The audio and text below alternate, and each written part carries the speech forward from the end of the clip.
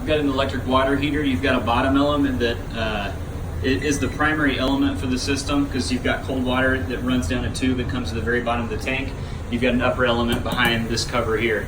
The upper element I already checked. It's getting half of the power that it needs. This bottom element, you can see it's not pulling any amps, and according to my voltage tester, there's no power. This is your main heating element for the water heater. So you might have 100 degrees out of this thing for a few minutes, but you're going to be shooting cold water out of this in no time.